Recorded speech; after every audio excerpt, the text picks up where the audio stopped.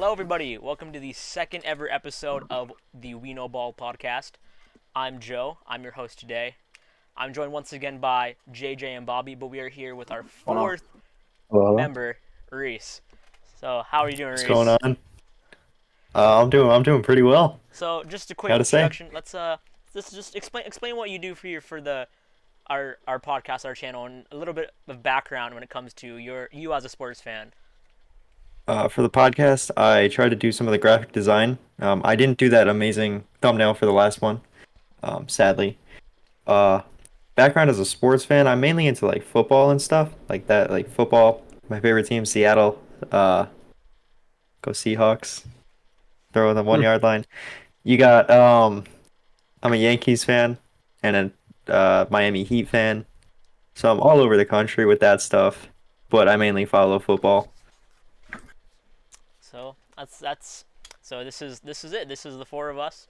This is Yeah. the main people Mm-hmm. here for We Yes, Know sir. Ball. Finally, all four. Very rare. Don't know when this will happen Yeah. again. Bro said finally, like we've done it like 4 times. Shut up. Okay. So today, We Know Ball, once again, we're going to go through focusing heavily on football, heavily on and a little bit on soccer, which gets us right into our first point. Let's talk about the first thing here, the MLS playoffs. 1 week until the final match day, MLS playoffs. Just want to take a second to look at the table here, seeing if there's anything that we find surprising, our predictions for it, Yep. what we think is going to happen on the last day of the last game day. Okay.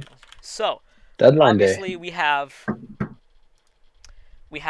the Eastern is kind of more actually for the higher places are solidified as to who's going to be there. We have Cincinnati taking the 1 seed, Orlando out there the 2, Philadelphia 3, Columbus 4, New England 5, Atlanta 6, and I think those are the 6 teams that are 100% in the playoffs. No if, ands, or buts. I think no, Yeah. Nashville too. Nashville. I'm sorry, Nashville Yeah, as Nashville. well. Yeah. Nashville just So, just I want to hear your thoughts. Who from those 7, I know, do you think is really sticks out as a contender for the MLS Cup? Here, I'll go first on the topic, simply because like I want to. So all right, so here's what I'm gonna add. Obviously, as an Orlando City fan, as we're all Orlando City fans here, except maybe Reese, but we'll convert him. Prepare to be Eventually. indoctrinated, Reese. I feel like Orlando City is like a contender. Like if you look at the past couple months, and the MLS said it themselves in their power rankings, they have been the number 1 team the past couple months. Debatedly, they had some shaky ties like Charlotte, Miami, Miami without Messi, Busquets, and Alba type of shaky tie type of thing. But they also did beat Cincinnati, St. Louis, and like about every single team that has just clinched the playoffs type of thing. So Yep. I think in terms of like we have like defeated pretty much everybody, in that regard. So I feel like, or definitely Orlando City would be an eye out to look at, and I feel like that's not even 100%. Like obviously there's some bias in that, but I don't think it's 100% bias. No. Another team, obvious Cincinnati. They're top of the table, number 1 supporters shield, clinched it like 2 games ago too, type of thing. It's like, and they're about to like, and they're like close to breaking the record for like most points in a season. That's really? Recently broken by LAFC. They're also the only team with over 2 points per game. I want to Exactly. say. Which I do want to point this out there actually. Orlando City the past 2 months. So the past 2 months, Cincinnati's points per game have been 1.75. Orlando City's have been like 2.06, which is like just to show that we have like actually been like playing better type of thing. I'm not just like throwing like things out there type of thing. On top of that, I feel like another team. And now, don't get me wrong. I only say this like a lot of people may not agree with me on this one. Atlanta, and I only say that because I feel like in every single game that I watch them on, every single game, they somehow in about half of them pull it off. And it's like always in like the final seconds of the game too, type of thing. Like I don't know why, but like I don't like It does feel that way. Yeah, exactly. And so in that, I feel like a lot of people. I feel like they're definitely going to be like a dark horse going into the playoffs. And I hate to say it because it is Atlanta as an Orlando City fan type of thing, but they are a team that I could see like doing some serious stuff, especially with Almada in the midfield. Now teams that I feel I'm not worried about.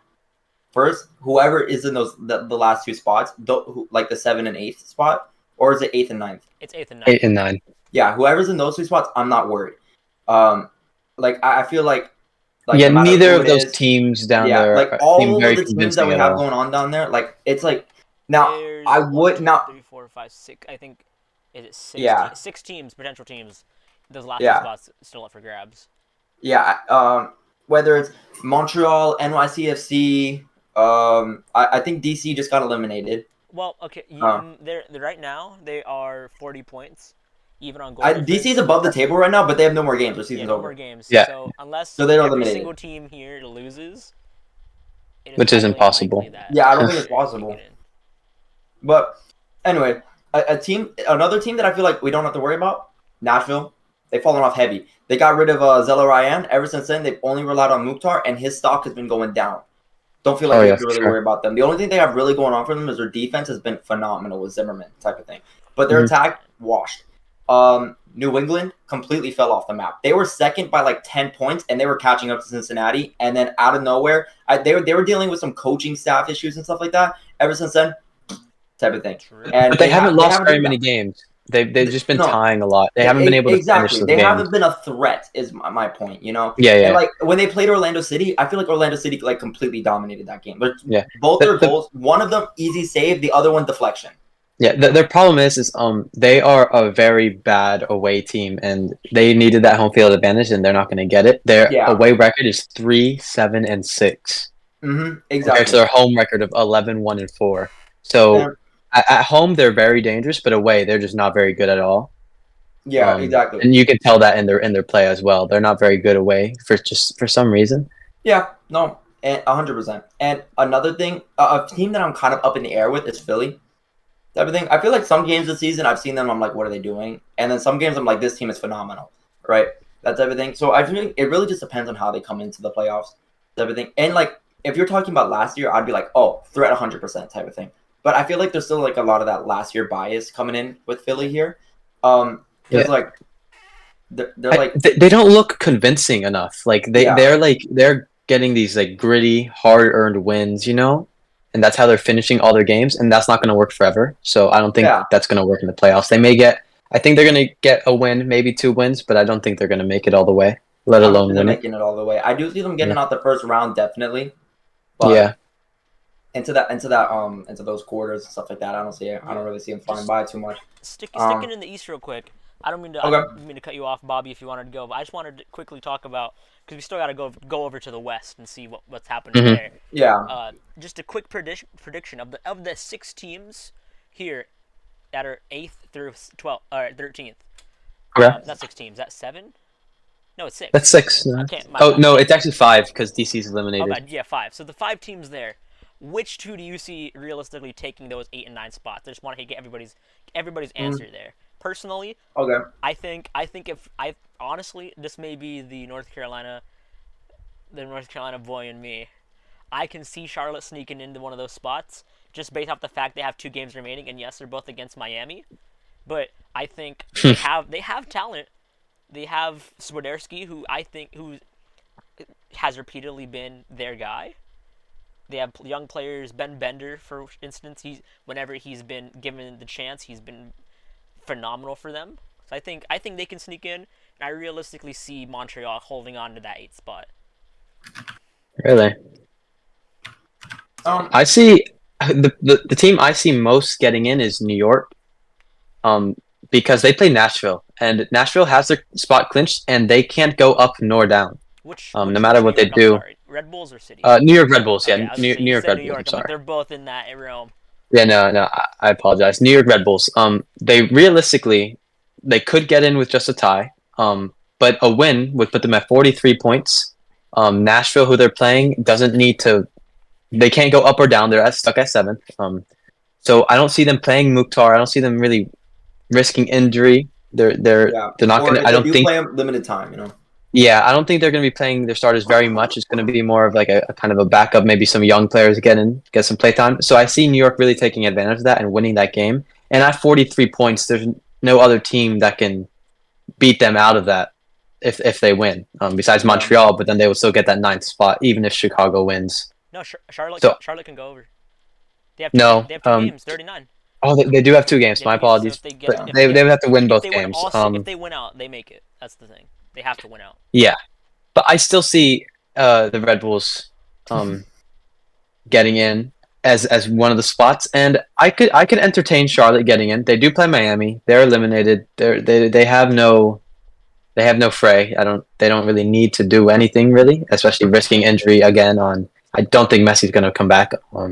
But of any other players, of Messi some of came their back, though, no? promising, I don't think so. He I played. don't think so. But they have. Oh, did they? I don't know. I didn't see that. Didn't do anything, but he played. Yeah. I didn't even know that. No. But they have Martinez, who's been a good young player for them. He doesn't need to really risk injury, or at least be on limited time. So I could entertain Charlotte making it as well. That's fair. Here's my take. I'm gonna say. Now, I feel out of all those teams that deserve it, I'd say NYCFC. And I don't know what it is about that team, but when I watch them play, like I enjoy watching them play type of thing. I feel like they have talent on the field. Now, the issue with them, they are probably the most inconsistent team in the MLS right now. Ridiculous. And They're actually it is absurd. horrible away as well. Yeah, exactly. They only have 1 win away from home. Exactly. So in that regard, type of thing, I have seen them play. Sometimes I watch them play, and I'm like, dang, sometimes I watch them play, and I'm like, yeah, they're playoff caliber. But sometimes I watch them play, and I'm like, how are you getting 5-0 right now? Like, yeah, they look good. Honestly, they look like a decent team. And they have depth. Like they have Talis Magno on the bench, type of thing. And I feel like there's other teams in the league that would love to have Talis Magno, just for reference. Now I don't know if they'll get it or not, only because like they could only get. They do play points. Chicago, so if they beat Chicago, they wouldn't have to worry about them. Exactly. Beating them out. And so that's why I'm like, I feel like out of the 2 teams that do deserve it are honestly, I would be rooting for NYCFC, but I honestly believe it's going to be Charlotte and Red Bulls. Valid. But yeah, I think the team that like should probably make it the easiest would be Montreal, but I don't think they will. They're playing Columbus, who still has 3rd to fight for, and 4th even. I mean, if New England wins, I mean, they just have 2 games actually to play. They will lose that spot, so they're gonna still play and try to win these games. And I think Columbus can beat Montreal. And if that's the case, New York and either Charlotte or NYCFC, I think, will make it in there as well. New York Red Bulls, I mean. I know Reese has no sort of clue with this. Reese, let's just give someone who's no sort of experience or no knowledge of MLS. So the teams you have are Montreal, New York Red Bulls, Chicago, Charlotte, and New York City. Just totally unbiased. Who do you got going in? As someone who's from New York, I don't like the city, so I'm going with the Red Bulls. Red Bulls, yeah, heard it here. Like Red Bulls that's into the playoffs. And Yup. I mean, we can go over the Western right now, or we can wait a little bit to. see, my thing about the West, they're not threats in my opinion. I don't see anyone in the West. I don't see them winning it. Not a single team over there. The East, I see winning the cup. Exactly. And I do kind of want to talk about some of these West teams, though. Just kind of like who will make it to the cup? Like who's gonna do the best in the West? A little explanation. We don't want to take, or we can take a little bit of time, a few minutes here. Yeah. Mm-hmm. I feel like the East is just much more competitive right now. Bobby, if you want to be the speaker, if you want to speak about this, go ahead. This is all you. You have a couple minutes here. I don't mean to push this long. I just want to make sure we get to those. Yeah, of course. I definitely understand. First, I want to just point out St. Louis, expansion club, first year, and they have absolutely killed it. They've been amazing this year. Oh yeah, no, definitely. They to get first in their conference as a first-year team is unbelievable. So shout out to St. Louis, even though they definitely are not seeing this. But I don't think they're going to make it far. And I know a lot of people may disagree with me, but even though they're first place, they have 11 losses. 17 wins, but 11 losses. That's a lot. They don't really tie games very much. They either win it or they lose it. And every time I watch them, they don't seem very like I don't know. I don't really know how they win games, to be honest. They get the ball past them like so many times. They don't draw a lot. They just win a lot. And they are very clinical. I will say, when they get chances, they put them away. But they don't seem. I think they lack that. They also lack that kind of just like they haven't been in the league. It's their first year, so they have everything going against them right now, which is why I don't see them really winning much. LAFC, I think, is the biggest contender for winning it on the West, just because they've been there before. They have that experience, and as not good Vela has been, and just some of their other players, even though he hasn't been bad, he's not at his MVP form. He still has that experience, and he's still they're like he could turn up in the playoffs. He's one of those players where regular season may not be known the best, but then playoffs come around and he's going to really start putting it together and just somehow get something going, right? Yeah. So I think LAC is the biggest threat. Plus with Buanga, I think that's how you pronounce it. Buanga. Yeah, he's been amazing. He's been amazing. MLS is a bombing. So if Vela gets going, then they are a dangerous team. That's fair. I think I don't know. I don't see the strength in the West, considering the fact that between second place and sixth place, there's a total of 5 point difference. Yeah. Compare that to like Eastern, between second place and third place, 5 points. So it's not there. Yeah. But that's just I don't know. It's just see my thing is that if you look at the Supporters Shield, St. Louis is third in the Supporters Shield. I think LAFC right now is like 8th or 7th in the Supporters Shield. I can check for you. If you want to look, LAFC is 7th.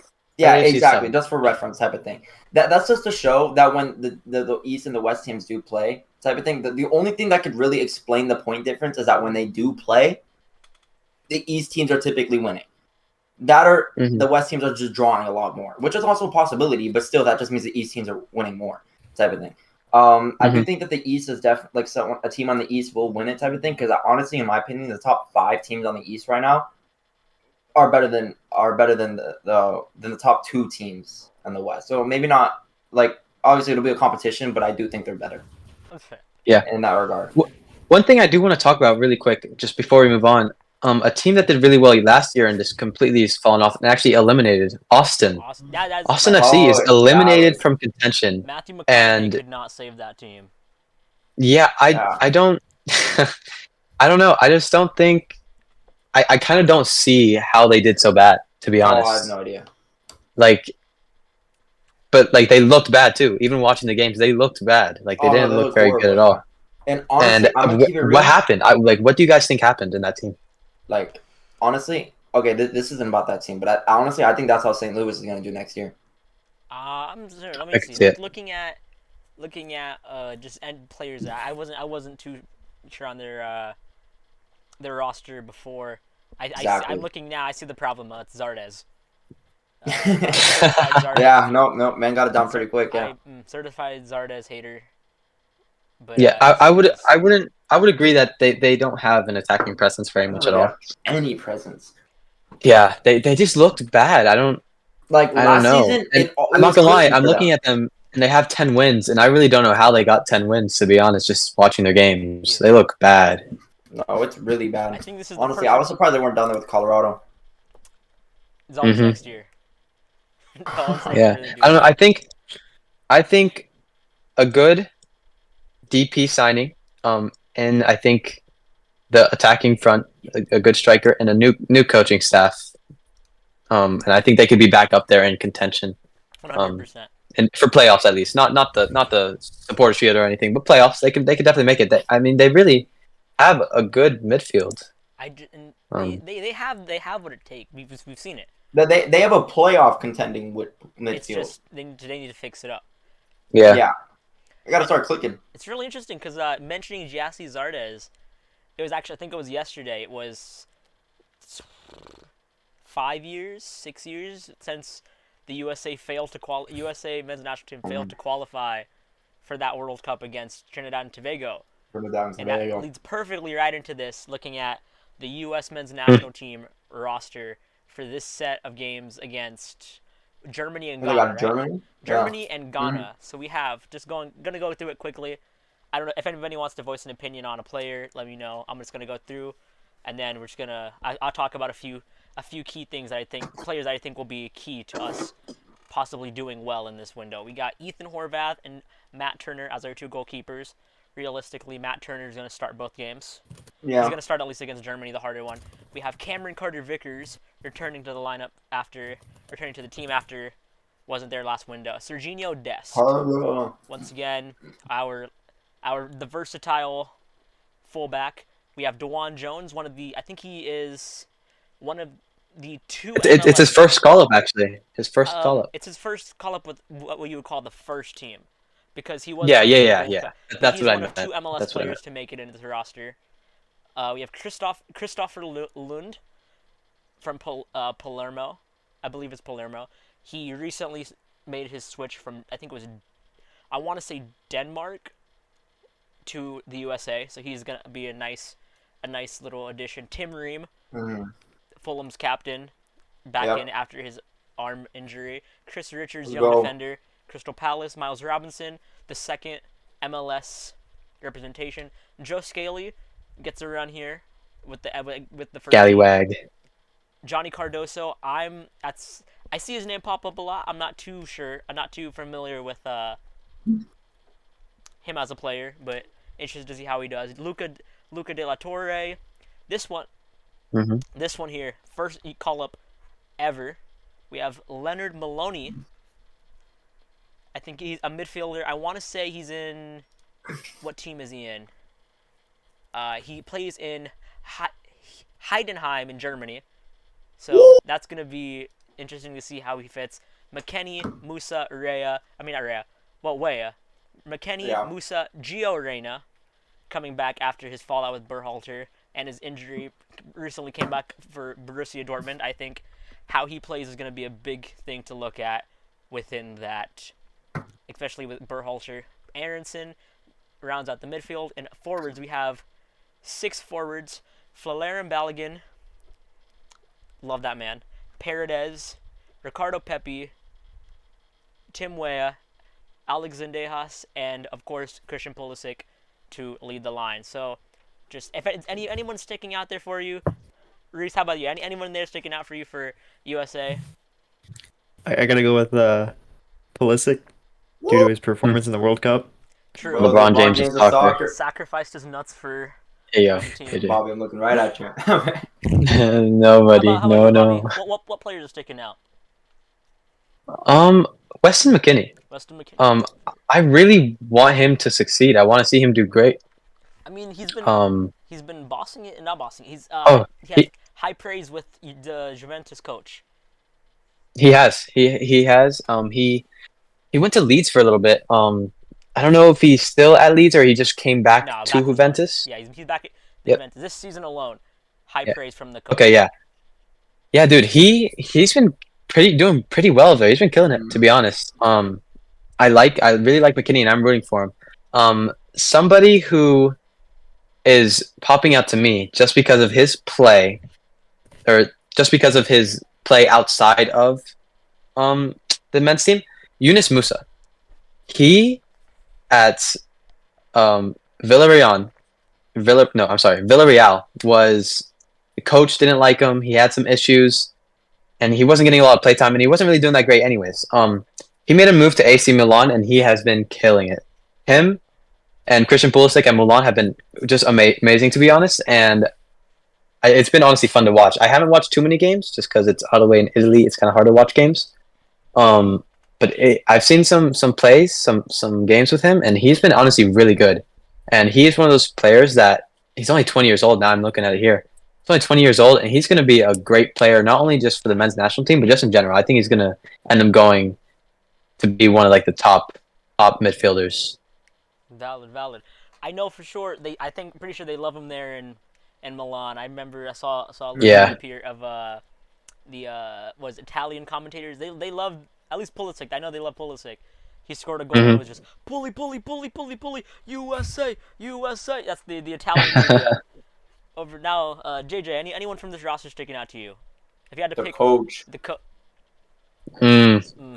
Coach. Yeah, that's the talking point for sure. Berhalter, man. I I'm c- I not sold could- on him at all. I could take 30 minutes to talk about Is anybody- Berhalter, but I'll spare us that. You know, Dude. we'll give us the time and stuff like that. Just know that like everyone's got eyes on him right now. All right. Yes. Well, listen. I'm not gonna lie. He brought us farther into the World Cup last year, but I feel at the same time that if we had a better coach, we could have gone even further. Yes. You know. Oh, And so, like, 100%. don't get me wrong, he did better than I thought he would, but He's not. I still think that we can do better. 100%. I don't know why Oh, that yeah. man's so hooked on the MLS Yeah. sometimes, like Ladero. Sometimes, Roll like, down. yeah, I'm like, yo, why are you pulling up the Morris. like? Why are you pulling up like old Seattle, like old good Seattle players, like that aren't good anymore? Like, You know, starting. I want to talk about somebody really quick. No, don't mean to cut you off. Somebody who's not on this roster actually. Not because he didn't get called up, but of injury. Tyler Adams. Ooh. Tyler Um, Adams recently Yeah, he made the move to Bournemouth after Leeds got relegated. So I feel like Mhm. Bournemouth, they're not in the best position right now. I think they're lower. They're in relegation zone right now. Yeah. But I think he also got re-injured.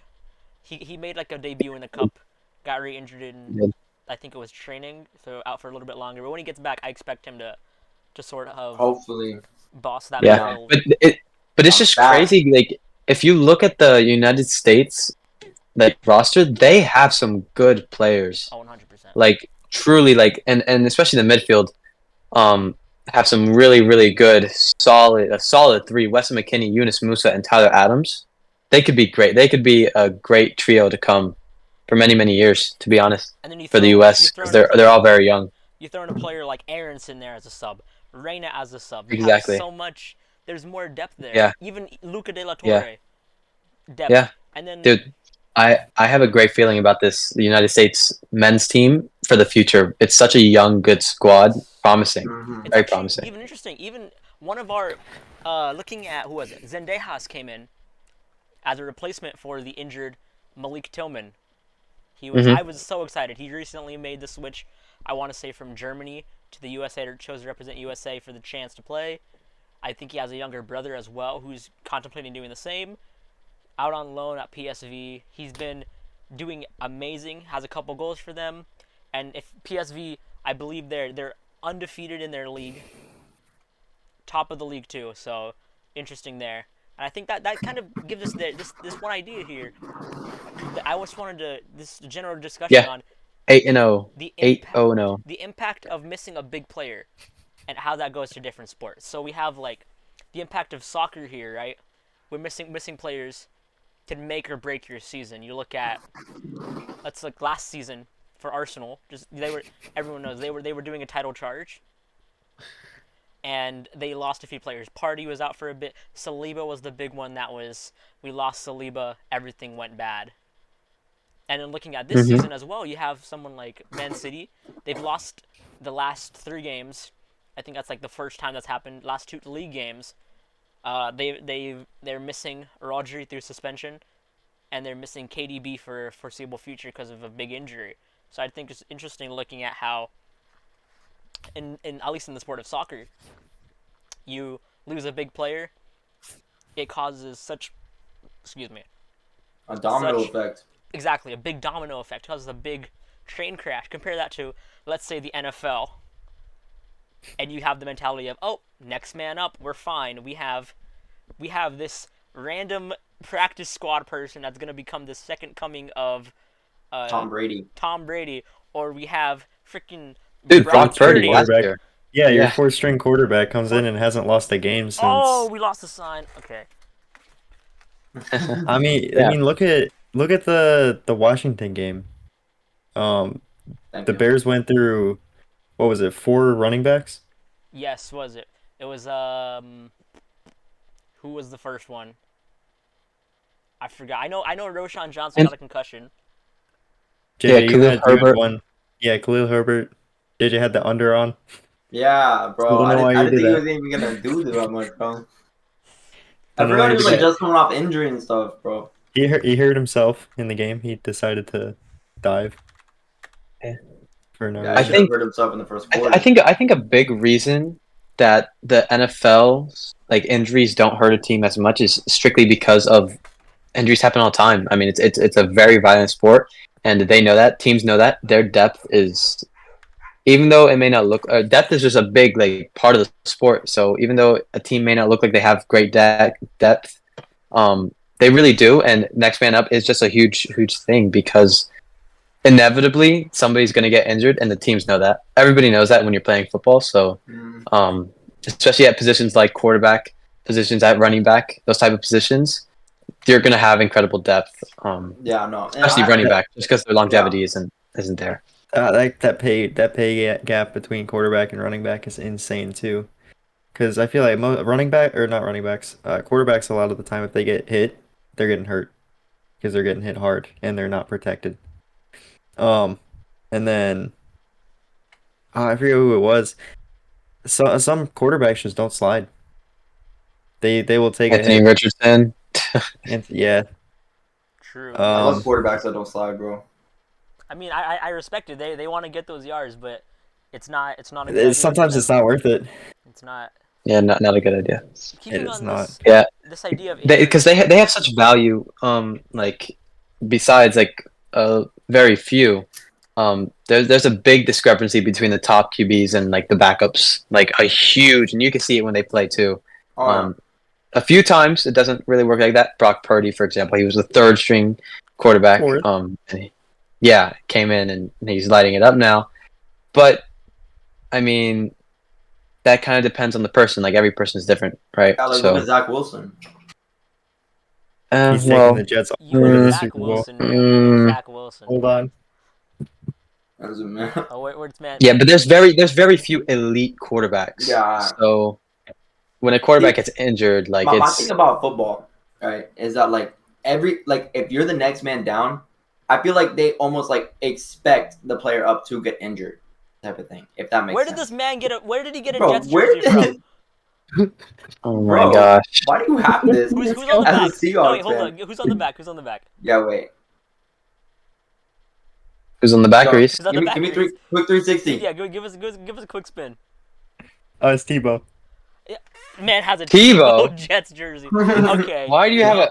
Oh my! Let's just- Oh gosh, that's let's- horrible. Oh my lord. That's disgusting. That's horrible. Let's just let. Tebow at the let's let it be. Jets. Sticking on this idea of big injuries gosh. recently, I just want to take a second to talk about the Jay Jettas injury. Justin Jefferson Oh man. out for at least 4 weeks with a hamstring injury. Happened late in the game this week.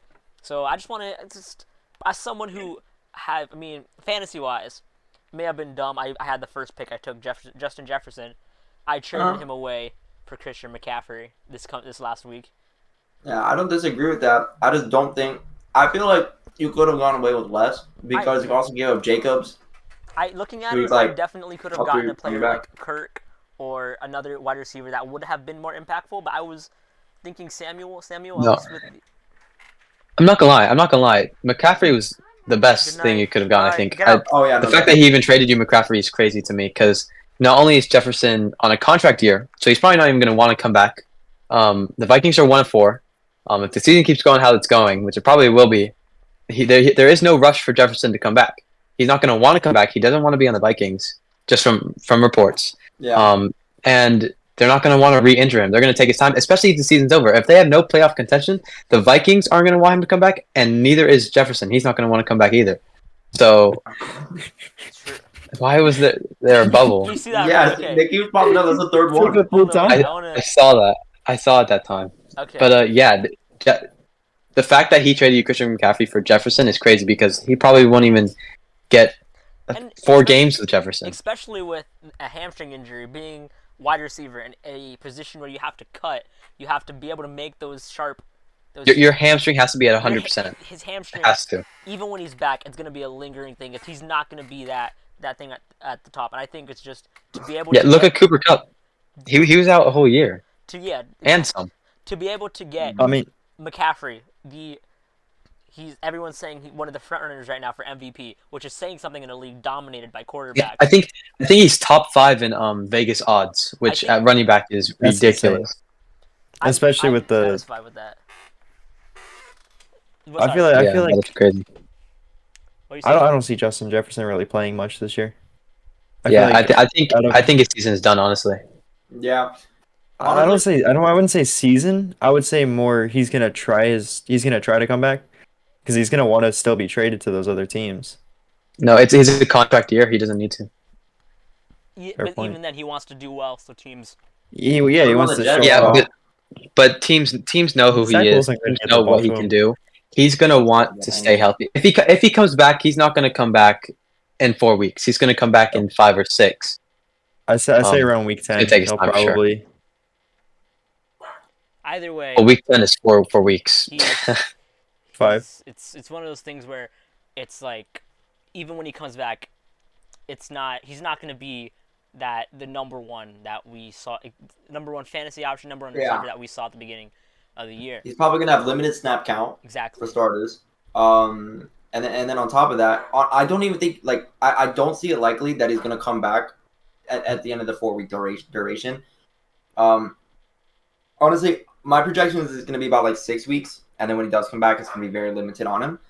His workload is definitely going to be taken off. I mean, occasionally he'll still have a couple breakout games after that, but overall, I think his fantasy wise, he's not going to be doing anywhere as near as what he's doing right now. Yeah. So yeah, that was my pick. And it's really interesting because looking at his injury, it was a non-contact injury. It happened just off to the jeez. side, and I kind of brings up this idea, the recency of non-contact injuries and the impact that turf fields have with that. I know maybe not with this injury, Justin Jefferson may not have been related to the field, but just in general, what's your guys' opinions on turf fields, especially? They need to go blood. I feel like turf fields are useless. I mean, there's a reason that there's turf toe. I mean, yeah, it makes the field look nice. Yeah, it's much easier to have. But there's no point. Listen, There's no point in a Yeah. turf field. Grass fields are better in every way. Honestly, I think they feel a lot better for the players, on their bodies, on that, just in general. And they look just as fine if they're kept well. Now there are some grass fields that are horrible. They don't look very nice. when they're kept But, well, I they think grass look- fields look better. Yeah, and I was about to get to that. A good grass field looks better than a turf field. A turf field, it looks way too artificial. Yeah, Grass fields, they just look so nice and so I don't know, it's so pure, to be honest. yeah, it's like a baby. Yeah, it's like a baby. Yeah. A little I tiny like baby. I'm going based off the experiences we've had with turf versus Bombay. grass. At least playing on it, I find playing on turf to be much more annoying. Especially when it It rains. hurts. Annoying. Yes. It hurts, and you can feel it. Grass has some give. When you're running on grass, you can feel your foot kind of sink into it, and it doesn't after the game you're not as sore. Your knees don't really hurt, but on turf it hurts. It It just genuinely feels like a carpet. yeah, it feels like you're running. Especially for us, we're athletes. We play soccer, so we're running a lot, and on turf fields it doesn't feel great. It doesn't feel great at all. Especially No, not sliding at on all. it. It hurts. The little pellets as well that turf fields have. Oh yeah, You no. empty They out your end up in cleat. your You have shoe. 16, 30 of them inside your cleat after you go home. Oh my Yeah. lord, that was annoying. The thing about the turf fields that I feel is that I was scrolling through Facebook, right? As one does. I'm chilling. I'm on my phone. I'm all just like that, right? I'm chilling, right? And I see a post that someone made. I don't know who made it. Random things in the feed, right? And she goes, she's going on this huge whole tangent about it, type of thing. As But Facebook happens.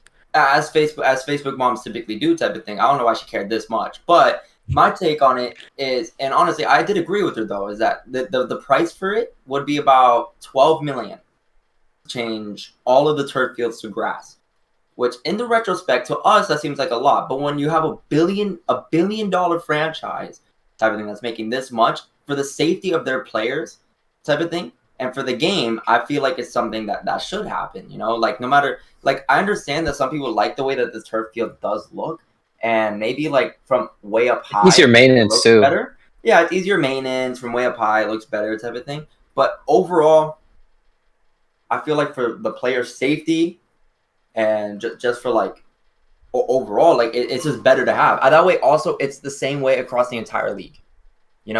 Yeah, Every field's the same exact way. There is maybe slight, but there is an advantage to knowing playing on turf field at home and then going away to having to play on a grass field that may be a bit more muddy because it rained. You know what I mean? Exactly. Compared It to a may feel turf where that doesn't uncomfortable, you happen. know. Yeah, Because I know, exactly. like practicing on a grass field and then having to play on a turf field, at least, especially for like soccer and stuff like that. I don't know how it would equivalent to football because I didn't play football. I played one season when Not I was good. fourth grade. It is not good. Yeah, so practicing on grass field for like months on end, years, and then having to play on a turf field out of nowhere, like it just feels like uncomfortable at first. Like it takes a while to get used to it, and by the time I get used to it, type of thing, the game's over.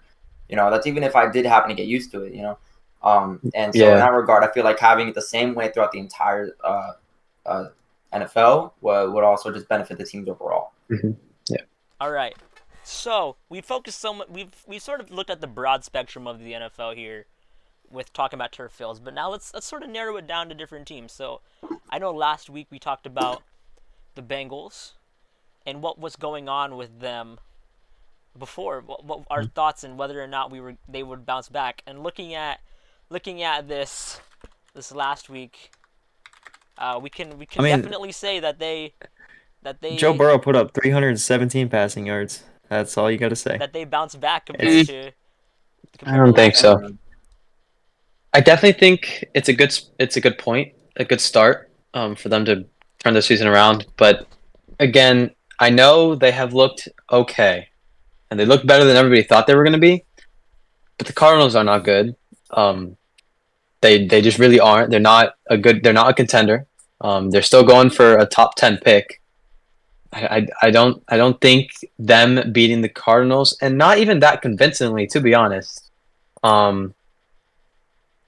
is like means that now they're back. You know what I mean? They're not back. I think I need to see another game or two of good and a convincing win against a decent team, a playoff caliber team, to really be like, okay, the Bengals are back and they are a legitimate Super Bowl contender once again.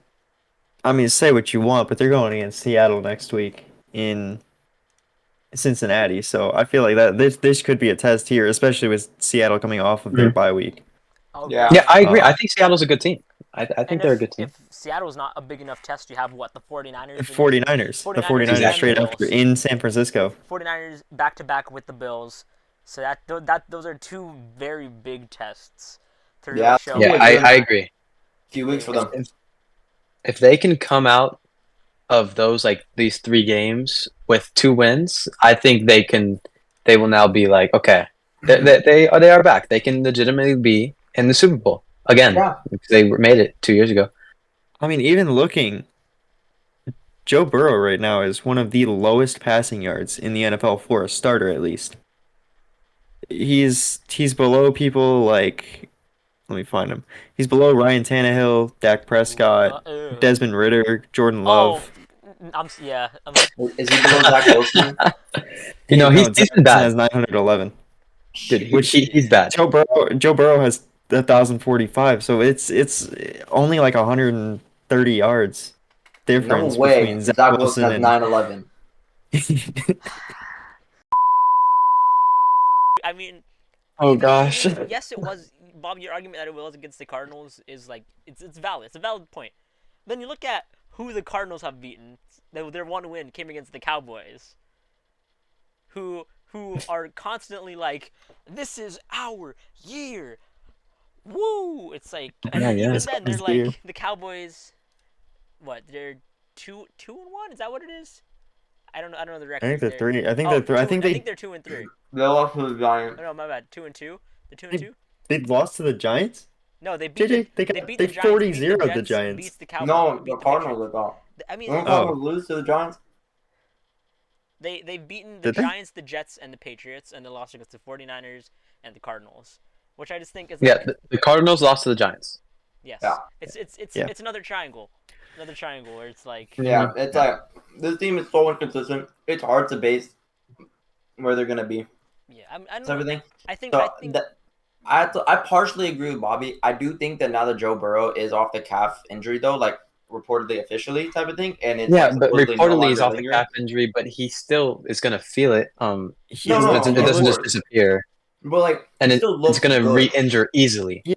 Like, he was able to connect with Jamar Chase is what I'm trying to say. Yeah, comparing week 4 to week 5, I mean, saying that he connected with Jamar Chase isn't really saying much because T. Higgins was out the entire game, so he only had his wide receiver one in the backup, but and like the tight ends and stuff. But he Don't was moving disrespect around. Tyler Boyd.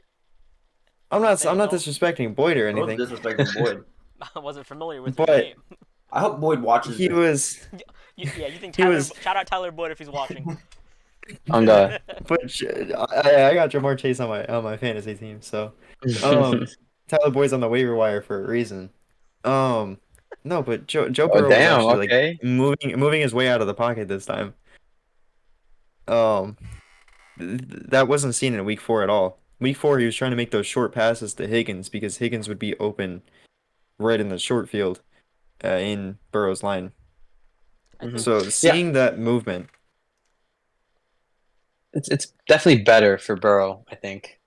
I think it is going to be up from here, but it's still a calf injury. And calf injuries, like they're hard to heal from, especially quickly. And I feel like he might be rushing back. I don't know, like he's Yeah. had the injury, but he hasn't had a game off. You know what I mean? Like he didn't skip a week to heal from his injury, so I feel like I it mean, could re-injure very easily. he didn't practice in the off season, so that was a big issue of him when he was coming in. Mhm. And then he got pulled game 1 after getting me seven fantasy points. Oh man. Oh, that a painful week? I mean, yeah. I mean, it's just looking. It's like the Bengals. We do need more. We need to see more to see if they're truly back. Cause like Yeah, I agree. they're currently, as it stands right now, on the comeback. Considering they just won, but can they stay on that? Will they stay on the track, or will they get thrown off the rail? I think that's what we gotta watch Yeah. out for weeks to come. And And this Yeah. will all be seen within these next 2 weeks, I feel. And Especially is it- especially against the 49ers. 100%. I think Higgins might be back for the 49ers game. Maybe not this week, but for the 49ers game, T. Higgins might be back. Yeah. And that could be With the helpful for fractured them as rib, well. I feel like he's going to try to come back in this game, and he's probably going to practice up to it, but I don't see them. If he does play, they'll get limited He was snaps limited 'cause in they're not practice gonna- today. He was limited in practice today, so he is back at practice. Just Me personally, if I was a coach, I wouldn't want to play him just because of that I wouldn't play him chance this of week. re-injury. Yeah, I wouldn't play him this week either. so it's too soon to truly tell. We're gonna have to keep an eye on that. But sticking with this idea of teams finally, maybe potentially on the come up. I just want to take a second to talk about the Chicago Bears. Everyone's favorite Chicago team. Bears. Chicago Bears. Everyone's a- top 32 team. Could you say a dominant win over the Commanders, 40-20? Yeah. Would you say okay. Yeah, Dominant Yeah, you win. could say At dominant. least it's dominant. pretty dominant. You Yeah. had Justin Fields throwing 4 touchdowns after being sort of made fun of. Nothing Hey, is a he- lock with hey. anyone. He came off of his best game, and then they lost. This is the Bears' first win since October of 2022. And you have DJ Moore over here, 230 yards, 3 touchdowns, 8 receptions. That's just an insane stat line. Yeah. That's a Madden stat He line, right? he didn't have a defender though. That's the issue there. He didn't have a defender. But No one was it's still a defending good him. stat line though. You can't take that away from him. Yeah, don't think- it's a fantastic I stat don't line. think what was it? No, there wasn't an actual receiver on the Bears with a single catch. The two tight ends had one of them. Komet had 42 yards and a touchdown, and Tanyan had 10 yards. But no other receiver on the Bears had a single catch. It was only the DJ Moore show. Can we talk about Wow. Justin Fields' first game not throwing an interception this season? Yeah, which Good makes for me him. mad. I bet it against him. So did I. Yeah, bro. I'm upset. I'm upset. It's your guys' luck What? to bet and then have him do. Yeah, I know, right? Yeah, that man My has last thrown a gambling pick too. in every game. So here's the thing. Here's my thing with the Bears, and specifically on the Bears, Justin Fields. He's getting a lot of criticism, and I mean rightfully so. He has not been great by any means. He's been reading the field extremely slow, and I feel like this game he did the opposite of that. He was actually very good, and he had a flash of something that could be great. The thing is similar to how I feel about the Bengals is how I feel about Justin Fields and the Bears.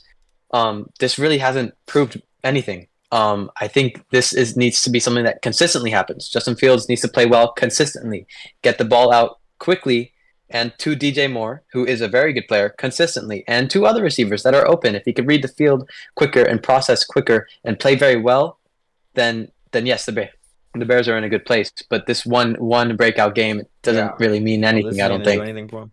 Yeah. I feel like the Bears are not.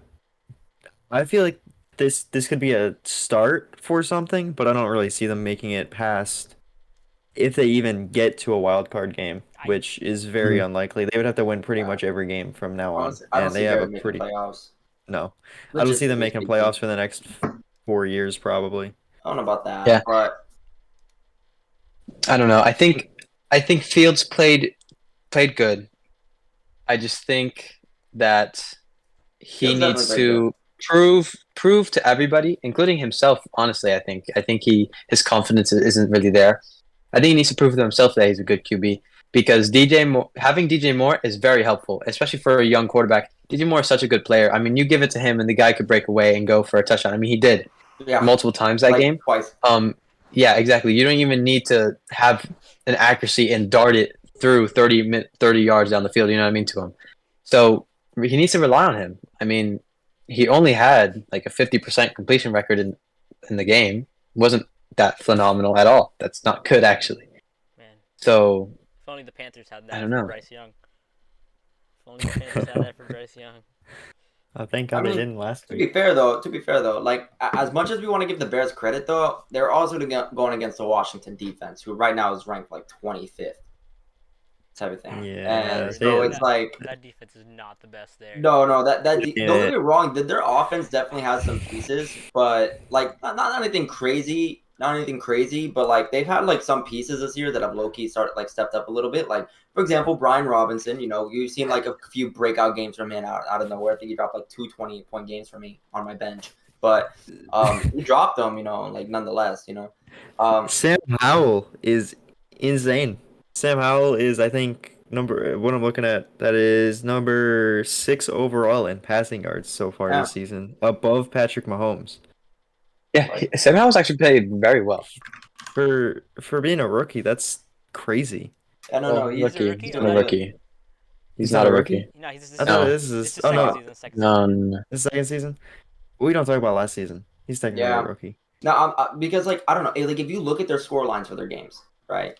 I feel like every game that they've lost has been strictly a letdown from defense, and even in a lot of games that they've won has been a letdown from defense. Like they played the Broncos and they won, they got 35 points, but then they had 33 scored up on them. True. For example, Very, very true. You know they had the Bills, they only scored 3, but it's the Bills, and then they had 37 scored on them. That's crazy. Then they had the Eagles where they lost. Right, in overtime, but the Eagles scored 34 and the Commanders scored 31. I still don't see why they didn't go for 2 on that last play there. That was painful. And then you have Bears, 40 points scored on them, but they still scored 20 points.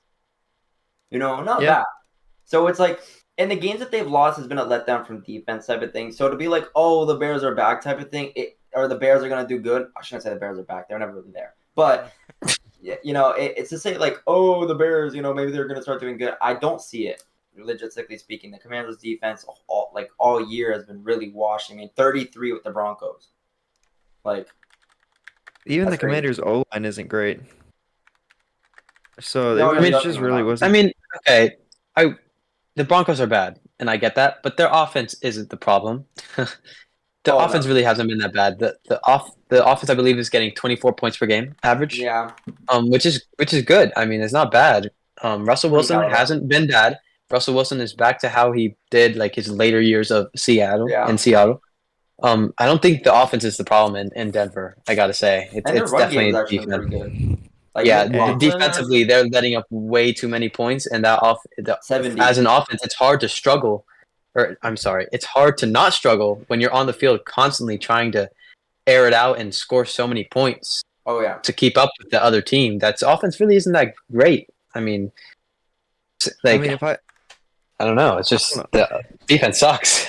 If I have 50 points on me right now, I feel like I would not have any motivation to play. The defense showed no motivation in that game against the Dolphins, so I feel like they lose motivation way too easy.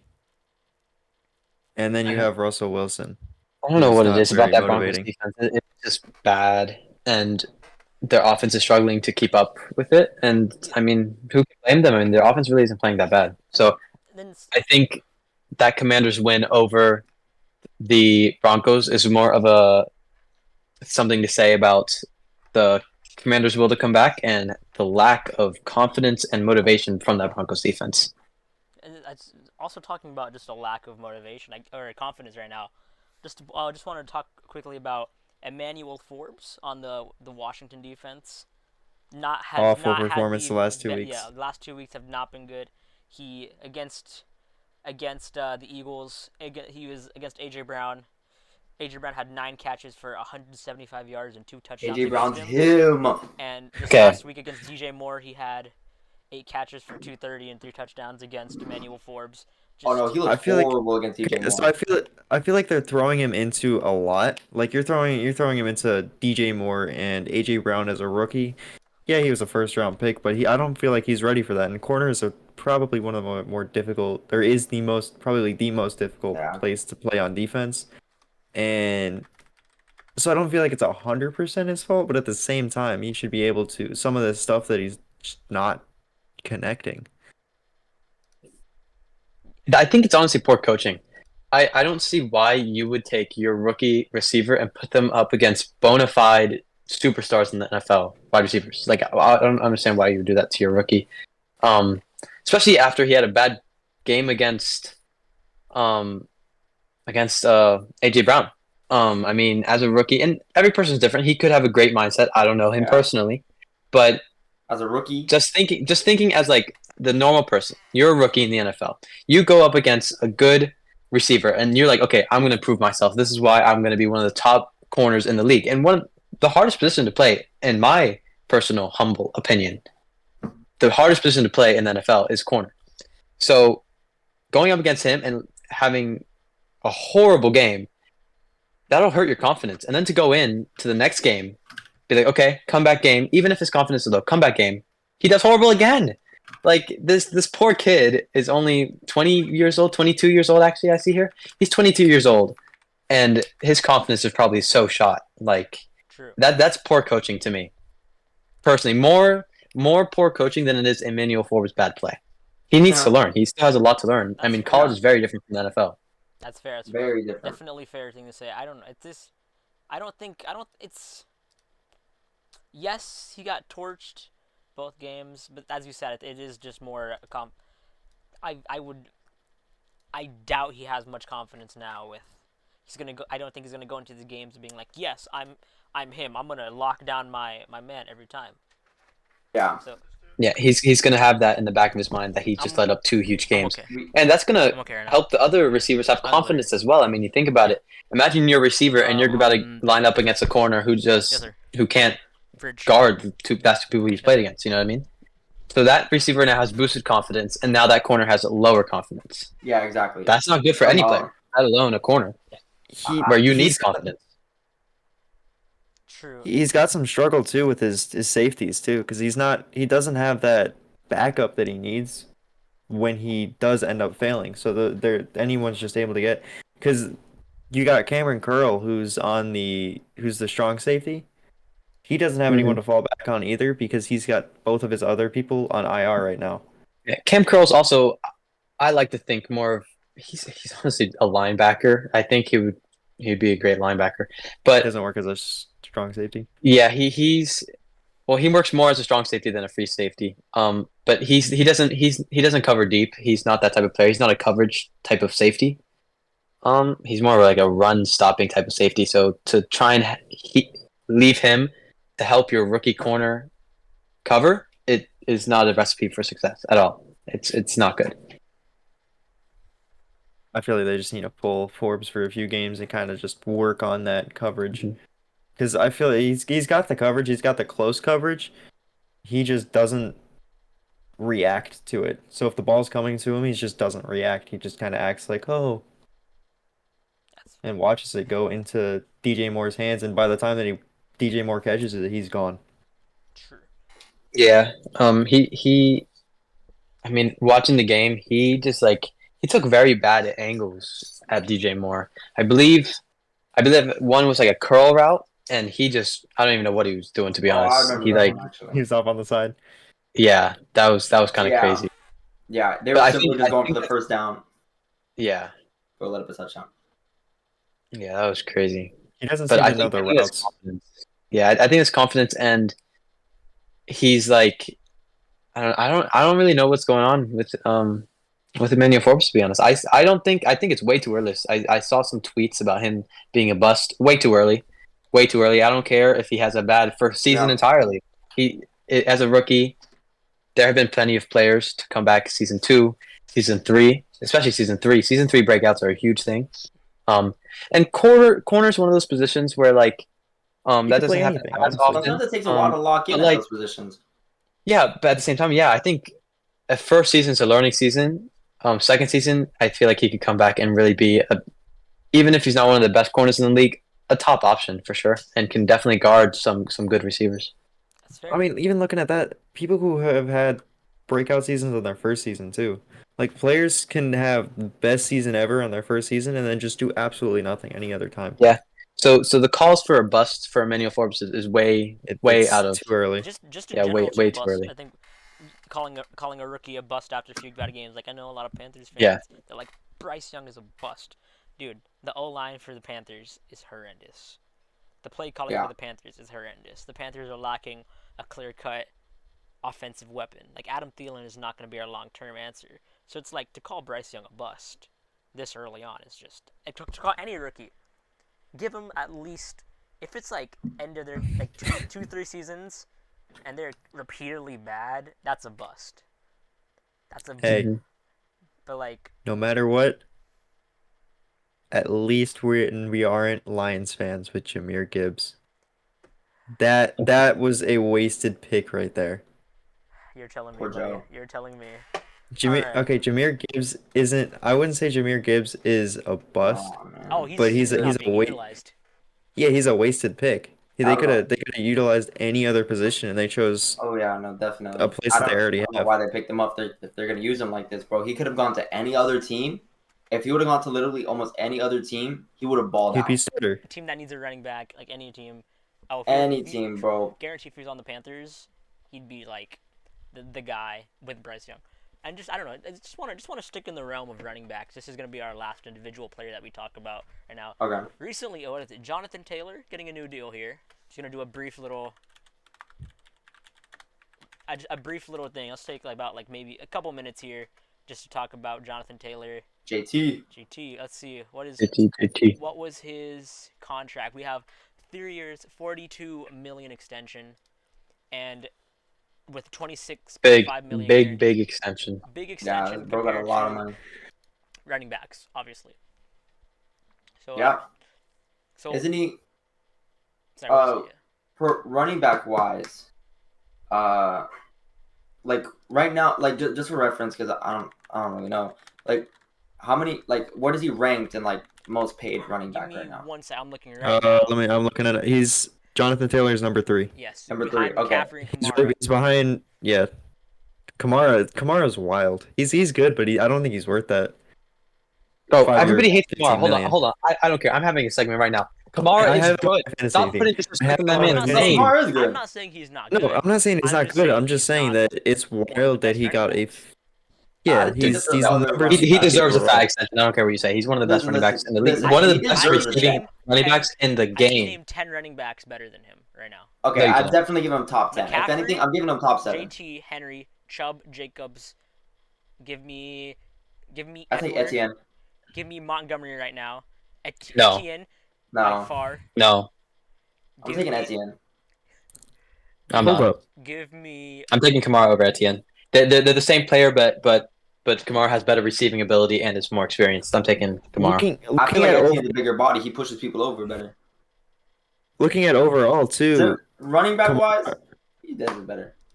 Kamara is the highest paid overall with contract because Kamara is 15 million for 5 years, which is 75 million. Christian McCaffrey, which is above him, is 16 million for 4 years, which only equals out to 64 million. So Kamara is the number 1 paid running back right now, and I don't see him being that caliber.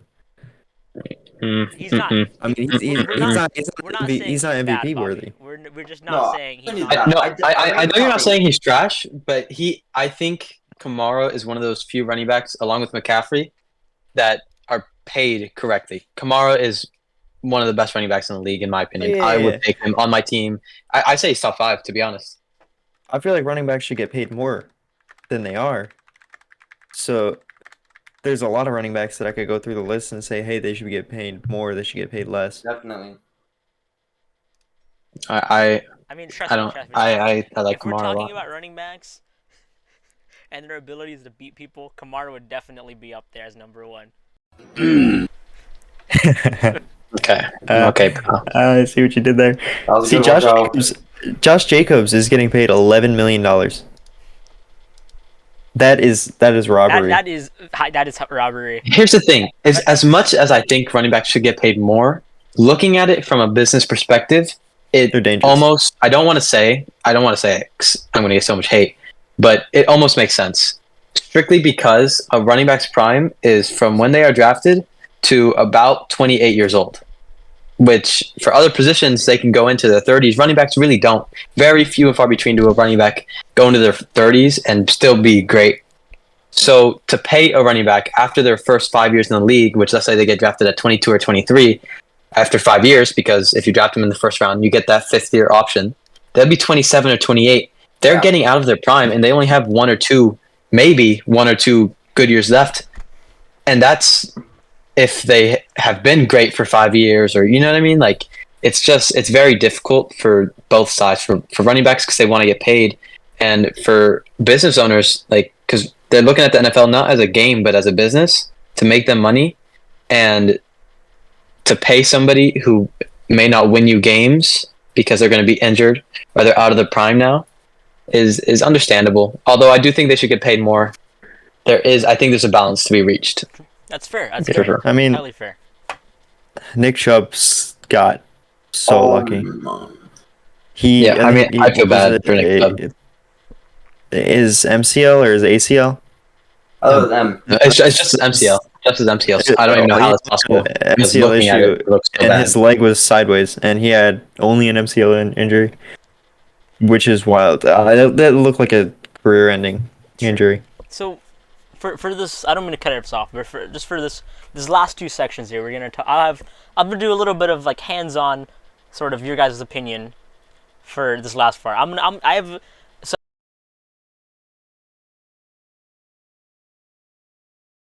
I have 2 posts here from TikTok, coming from the TikTok user Najee City on TikTok. I'll put it up on screen. There's 2.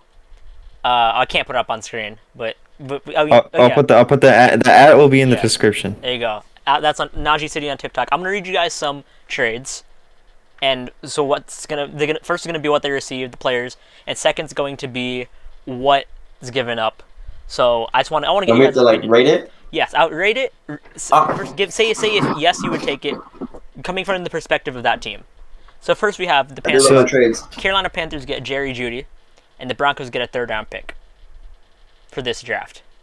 And who were we saying yes as? As the Panthers? We're the Panthers? Yes, as the Panthers. Would you take this? Yes, I believe Jared Judy's worth a 3rd-round pick. Yeah.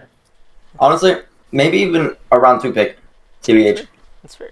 The next one. Well, I think I feel like Jared Judy's a little underrated. I would be okay with it. I think Jared Judy's a good receiver, to be honest. Yeah. Compared to this next If you're going for, but I also compared to this, Panthers receive Hollywood Brown, and they give up a 3rd-round pick.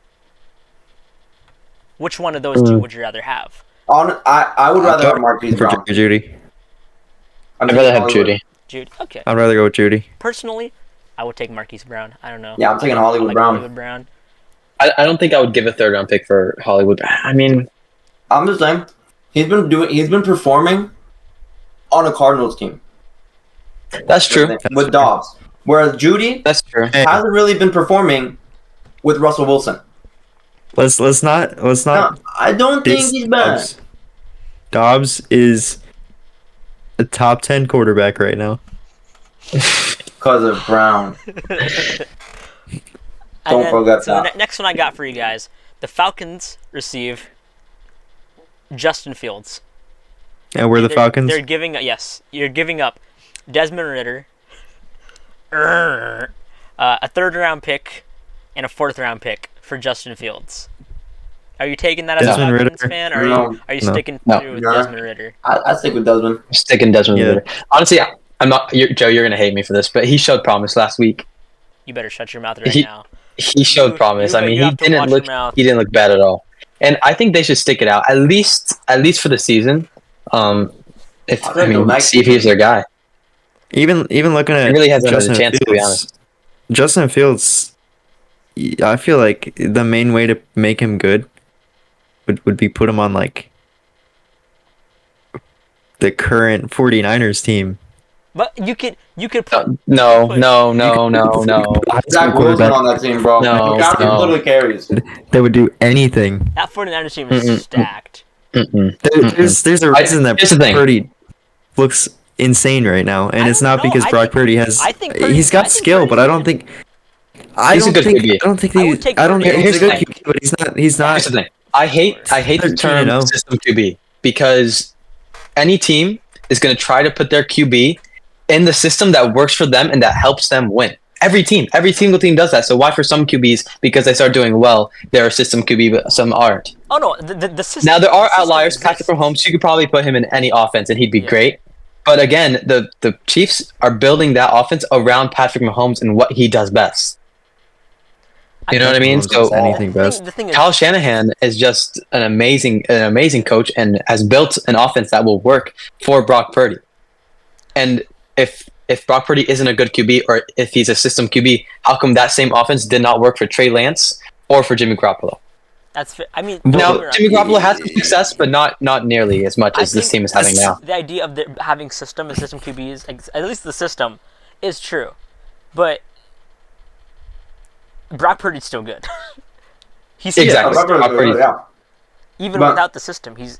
I think that if you even put like Zach Wilson on the 49ers. I mean, The system look makes at him it though. succeed better, but he's still good. Brock Purdy ran I into the would game. say- What was it? Sorry, go ahead. Was it week 7, week 8 last year? He just got added into the game because all 3 other quarterbacks were hurt. So they were like, oh, let's throw Brock Purdy, Mr. Irrelevant, in here, and he absolutely dominated. Balled out. I feel like he has so many weapons on that team. It's such a good receiving team. Looking at And they balance it well too. Always cycling who's like getting the points. yeah, it's not like a great team. it's not like just give the ball to Brandon Ayuk. They Debo. circulate. He's Yeah. out there somewhere. Screw it. Yeah. Make it look like my Madden team.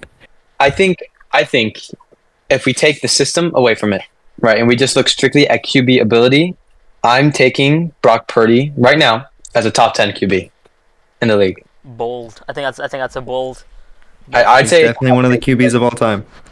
okay, all time's a little crazy, but right now, take get it, system Reese. away from it and take purely QB ability, their ability to read the field, make the correct pass, extend plays. I'm taking Purdy as a top 10 QB right now. Purdy's top 30. Say what you right want. now. Say what you want. Here, guys, give me 1 second. My dog's been barking for like 20 Oh, minutes. yeah, I'm gonna keep Let me going just with the. go check trades on, bro. here. You guys keep going. I'll just pop back in All right, eventually. so you guys here, I got a couple more trades for you. I'm Yeah. gonna pick out some other things stand out. So Wait, hold on, Joe. Can I just say one more thing about that previous trade? The reason I don't think I would want to do that trade is because Justin Fields also isn't proven yet. I feel like if he were That's a bit what I'm more saying. proven, I would do the trade. That's fair. But right now, he still has that same development that Ritter has to go through. So I don't see the value. That's fair. That's fair. So the Gotta next one I say. have for you guys is Mike Evans to the Giants in return Ooh. for 2 third-round picks. 2/3? For how many? 2/3. 2/3? Holy. I think, Not worth it. I No, think long term it's not worth it because Mike Evans. Is not at all. But Bro, I Isn't think he that would be injured a right good trade if they were trying to win Bro, now. you can't be pooping and peeing on mama's bed, bro. okay, so It's chaos. uh, Would be JJ Horn. Hey, we're back. So, Hello, guys. we're back. Welcome. that was so another Panthers one. It's a recurring theme for wide receivers. T Higgins for a Yeah, it second makes round sense. pick. Oh, Higgins for T. second Higgins round for a pick. second round pick. Are we talking early second rounds or? It just says second Well, round. it's It doesn't their say- second round pick. It would be their second They round might pick. have multiple because this is the Panther. Yeah. You don't have. Um, Here, let me see. Panthers 2024 draft picks. We'll look at what they got. So we have 6 picks.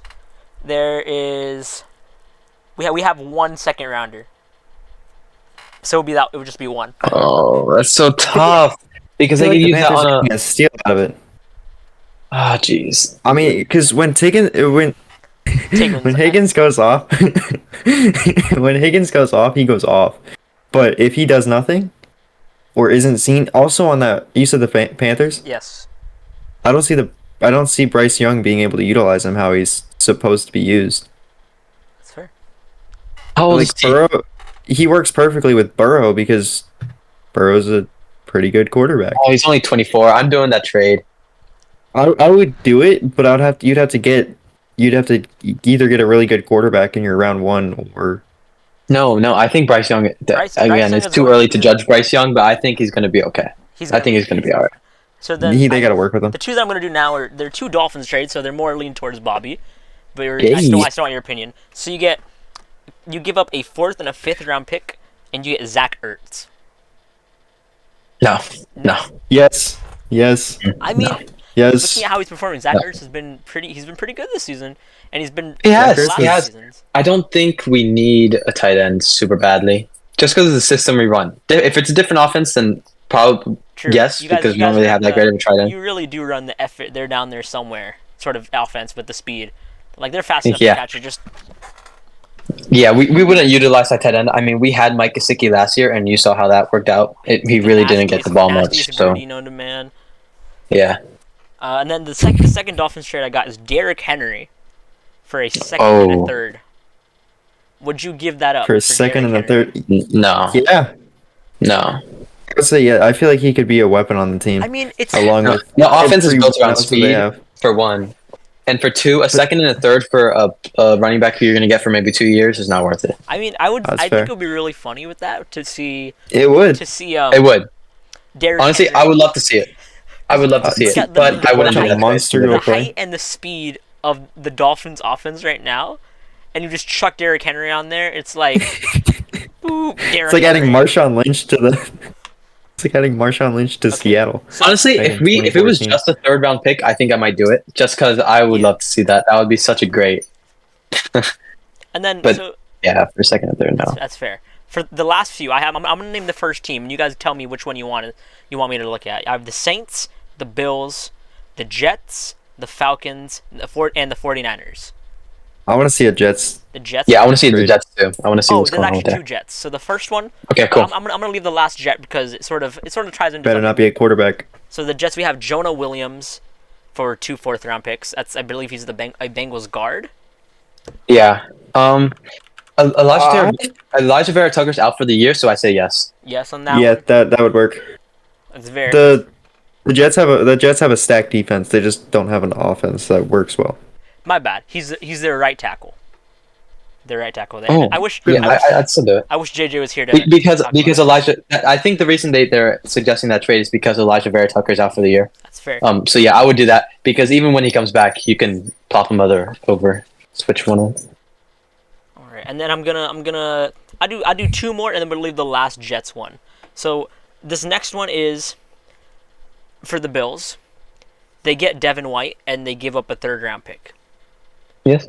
And I'm I gonna wait think for a 3rd round. at this point, considering how many injuries the Bills have, because like if I look at their injury report, the Bills' injury report right here. Oh, It's dude, Matt Milano gone. Tre'Davious humongous. White gone. Yeah, McFadden. No, that's the Giants. My bad. Oh, wait, what the? Oh, I see. I got you. Wait, why am I looking at the Giants one? Huh, weird. I'm looking at. I got it here. Okay, Oh wait, what? Wait, you see it too, right? It's, I'm looking at the Giants one too. yeah, I was confused. I'm like, huh. Okay, here I got. It says here. Bills everywhere else. Spectre is he's coming back from injury reserve.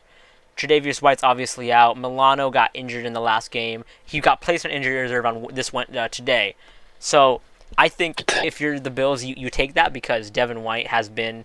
I'm pretty sure he's been. I mean, Devin White's got 2 interceptions right now, and he's only 25. Yeah. Dude, So he's got why Okay. What the heck? Yeah, I don't know why Alright, it has the Oh, Giants. I get it. Because the injury report, it shows both teams. It shows the team that they're playing for that week. Okay. So the Bills haven't released their injury report for week 6 yet. Only the Giants have. Okay. And then the last one I have before we go to that last Jets one is so the 49ers receive Buda Baker and they give up a first and a second round pick. No. That's stupid. No. I don't see any. I don't like really see Buda any Baker, but safety he's not being. a first and second round pick. I don't see any safety being picked up for a first round. Yeah, and they have good safeties. The 49ers. I mean, Especially because he's just coming off of IR too. That's such a dangerous trade. It's fair. I don't know. It's just Yeah. it's one of those things. Just like if they're serious about winning it now, I feel like you make a trade like that.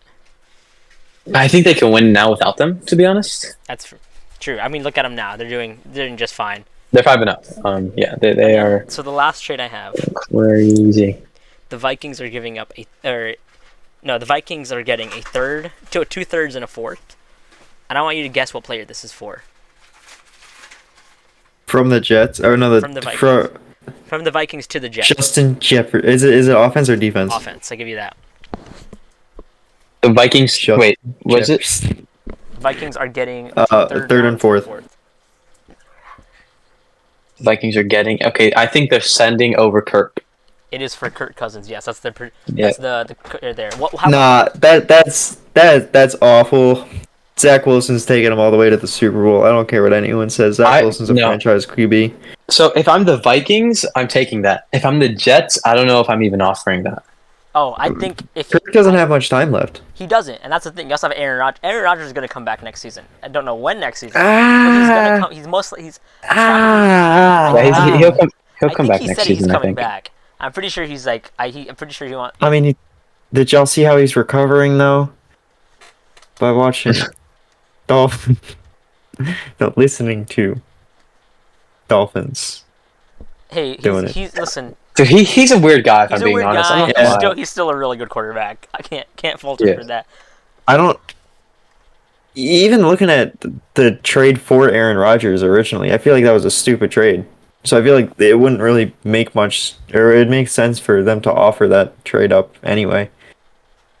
Because they're getting what is Aaron Rodgers, 39 right now? Yeah, He's in his 40s. he's in his 40s. He's 39. So he's gonna be in his 40s after this. Okay, He was born December 2nd, 1983. So yeah, he'll be 40 this year. that's crazy. That's insane. He's definitely put on that age, unlike Tom Brady, but Aaron Rodgers has probably also not had plastic surgery. And Aaron Rodgers has also never been married. No, I think So he doesn't Was have he to deal not? with that. was Aaron Rodgers No. not married? I know he had It's a yeah, he had a girlfriend and they broke it off in February of 2022. Okay, well, That doesn't really mean much for him, but that means that he could put his full focus into football instead of, women. so just before we finish wrapping it up with our predictions, just one more thing to talk about, specifically the Vikings. On this before the trade deadline, do they sell? Do they try to get as much as they can? They're what, 1-4? Yeah.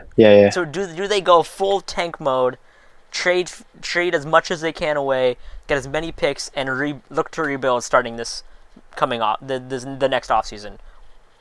I don't see them doing that.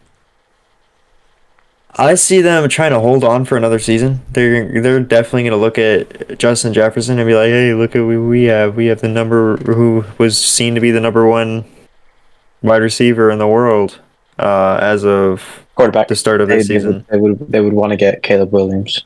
They'd look for a quarterback. So I don't think that they would trade. I feel like they would trade off for a first round, but they wouldn't trade off for a.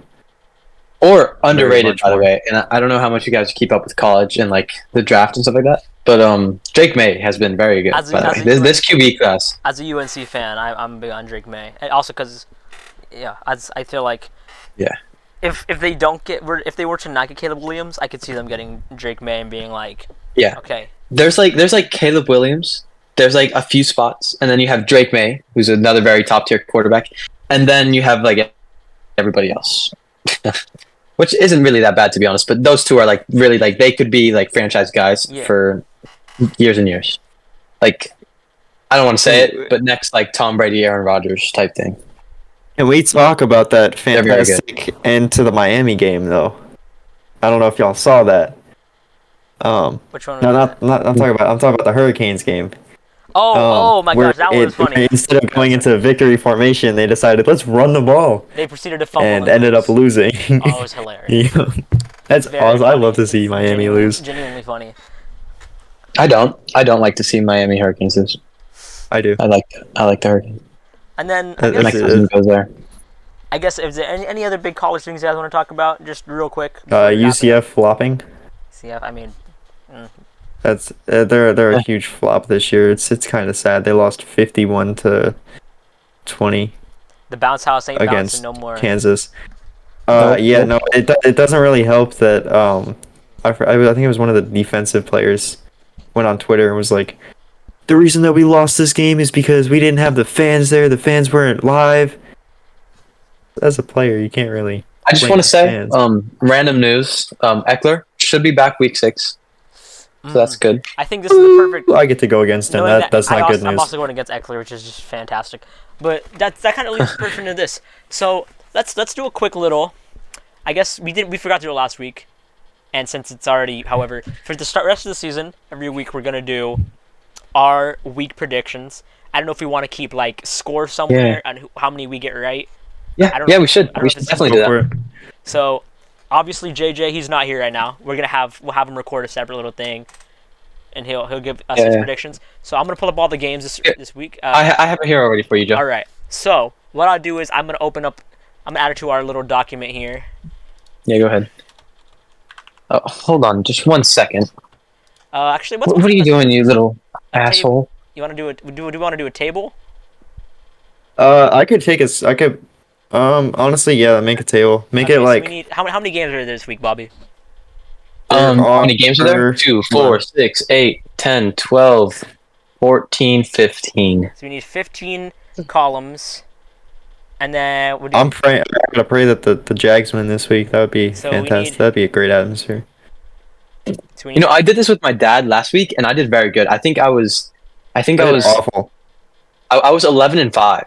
All right. I did very good this week. So if you guys look in the document we have now, I'm gonna put the games I'm gonna put our names at the top. So we have me, we have Bobby, Bonby. There you go. We have Reese, and then we have JJ, aka Gerald. So Bobby, give us a Thursday night game. Bob. Okay, Thursday night game. It is the Broncos versus the Chiefs. What a game this will be. Just put like KCV Denver. Broncos v Chiefs. So obviously. Yeah. I'm taking the Chiefs on that. Thursday, it's a Thursday night game. Thursday night primetime. Broncos are absolutely awful. Gotta go with the Chiefs. All right, and honestly, JJ's gonna say the Broncos too, or the Chiefs too. So you just put him down. JJ would be the guy to say the Broncos. Is the funny part. JJ would be the guy to say the Broncos. And then Bobby, next game for us. Okay, we got Ravens Titans in London, I believe. Oh, they're in London. Yeah. Here's the thing. Both of these teams have been so inconsistent, but I'm gonna think. I believe Lamar's gonna give the Ravens. He would have led them to a win this last week if his receivers didn't drop. I think they're gonna get. It's slowly gonna start fixing that. Give me the Ravens this week. I agree. I'm gonna take the Titans this week. Okay. Lamar's coming off of a bad week, but I could see him. I wouldn't say Lamar bad week. I'd say his receivers a bad week. That's fair. Yeah. I think. I got lucky. I went against Lamar last week, and he got 19 points, so that helped me out pretty well. But I don't really see. I don't know. I don't like Lamar Jackson, so. Jackson hater. As a Dolphins fan, I do not like the Ravens at all. I despise the Ravens, but I think they're gonna have a bounce back. Like no bias involved. I think they're gonna have a bounce back week and beat the Titans. I think it's gonna be a good game. I think they beat. I feel like it's gonna be a close game, especially with it being in London. Oh, we have what the heck? Oh, he's back. Is he back? I don't think he's back. Nope. Nope. No, he's not back. All right. Well, we'll go on to the next game here.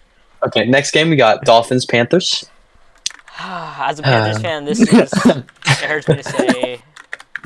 Hey, at least you're not a Broncos fan. Give me the Dolphins as much as actually. You know what? No, give me the I want if we're keeping track of this. You're gonna say Dolphins. Yeah. I'm gonna say Dolphins as well. What we can do is we can put like this when we get to this section, put the score in the corner, like one in however many. Yeah. Just I'm going with the Dolphins. Dolphins. Yeah, I feel like that It's one's pretty an obvious. explanation. Yeah. I like the Panthers. I do. I just don't think they're really there yet. They're the kind of a team that's developing, while the Dolphins are kind of a 100%. team that wants to contend now. They're steadily getting better, especially considering these. Ew. I just want to take a look at their schedule. Oh, dude. So, Do you not see JD's screen right now? No. Is he picking up? Oh my gosh, dude. The dog went in his room and pooped. Okay. I don't know when. This dog has some we're gonna get problems. this on like audio places. I don't know if we're ever if this is gonna be audio whenever we do, but just in case, for reference, since you can't see what's happening, JJ is currently muted. He is off screen cleaning up dog poop, and this has been going on for at least 15-20 minutes now. It happened in his parents' room, and now it's happening in his room. Yeah. So. Yeah, and then that was crazy. Let's get it. Anyways, next game, Saints Texans. Saints. Saints. I'll start it off here. I believe if the Saints are gonna win. I have full faith in the Saints. I honestly, the Texans are hit or miss, week to week. Yeah, they are in Houston, but at the same time, it's the Saints. It's actually The Saints aren't amazing. I mean, They aren't amazing, but they're better than the Texans. It's funny because I actually have the reverse. I have the Texans winning. I think the Texans had, I think they lost last week, I'm pretty sure. Yeah. But that was against the Colts. No, that was against, who was it against? The Falcons. A narrow loss to the Falcons, 2 points. I think if there is a comeback week where they bounce back immediately, it's against the Saints. So I'm taking the Texans here. Okay, yeah. I was gonna agree with you, Joe. I kind of want to take the Texans, but I like the Saints. I think they're a decent team, but it's in Houston, so I'm gonna say Texans edge out the Saints barely. Though I think it's gonna be a good game. It could go either way, I think, but I'm gonna say Texans. Awesome. All right, next. Look I at the think PJ Commanders. Stroud is honestly very good. So Commanders Falcons next. yeah, I'm gonna say I gotta Commanders. I gotta take the Commanders here. I'm also taking the Commanders. If you guys don't know, I Really, despise- I'm honestly surprised about that because I wasn't very convincingly taking Commanders. Oh, I'm taking the No. Commanders because I feel like it's gonna be a comeback week from the last 2 weeks of them absolutely playing awful. Yeah, they didn't play the best teams ever. They played the Eagles and stayed in it. Then they played the Bears, lost, got absolutely destroyed. But they played the Eagles in Philadelphia. So it's like they have that potential. They just need to use it. Actually, you know what? I feel like they could use it on the road. I feel like they do better at using that potential on the road than at home. I'm actually gonna say the Falcons. I'm gonna switch it up. You guys are both saying Commanders. I'm gonna say Falcons.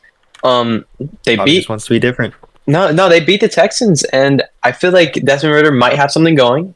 And I love Bijan. Bijan's amazing. So I'm gonna say Falcons Bijan over was Commanders. I'm saying Commanders for the All exact right, what are we opposite. talking about? So you missed a couple things. You missed the trades. We don't really have time to go back, but right Yeah, now you're we're on sure. our weekly predictions. So I'll just go down the Okay. list here of the games and just give me your predictions. We're gonna start a scoring system. So every week we're gonna do this, and then we'll score it. And even if you're missing, we were gonna have you record a video, but since you're here, we can do it here. So Broncos versus Chiefs. Chiefs. You have the Ravens versus Titans. I'm gonna take the Titans. You got the Dolphins versus the Panthers. Dolphins. You have the Saints versus the Texans. Give me. You know what? This might be an L take, but I'm taking the Texans. Let's go! That's I said the not- same thing.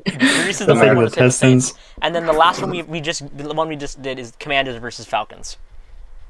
Falcons. Let's go, JJ. We're Let's splitting Bijan up. gonna go. see ya. All right, next game, Bobby. Great picks.